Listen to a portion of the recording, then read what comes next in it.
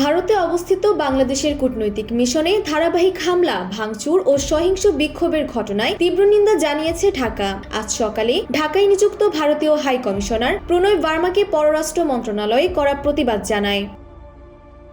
সকাল ৯:৪০ ভারতীয় high commissioner পররাষ্ট্র মন্ত্রণালয়ে আসেন এবং পররাষ্ট্র সচিব আসাদ আলম সিয়ামের দপ্তরে প্রবেশ করেন। অত্যন্ত সংক্ষিপ্ত এই বৈঠকে হাই কমিশনারকে সরকারের পক্ষ থেকে একটি আনুষ্ঠানিক প্রতিবাদপত্র দেয়া হয় এবং ৫ মিনিটেরও কম সময়ের মধ্যে তিনি মন্ত্রণালয় ত্যাগ করেন।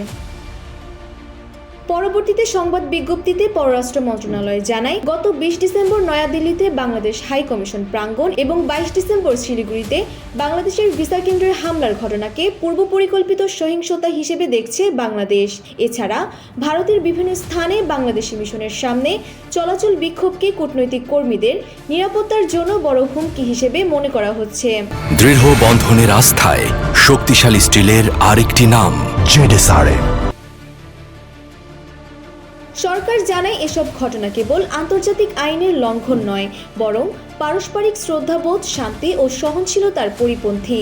বাংলাদেশ সরকার এসব ঘটনার পূর্ণাঙ্গ ও নিরপেক্ষ তদন্ত এবং ভবিষ্যতে এ ধরনের ঘটনার পুনরাবৃত্তি রোধে কার্যকর ব্যবস্থা গ্রহণের জন্য ভারত সরকারের প্রতি আহ্বান জানান। আন্তর্জাতিক আইন ও কূটনৈতিক দায়বদ্ধতা অনুযায়ী ভারত সরকার অবিলম্বে যথাযথ পদক্ষেপ নেবে, এমনটাই প্রত্যাশা বাংলাদেশের। ডেস্ক রিপোর্ট, জয় জয় দিন।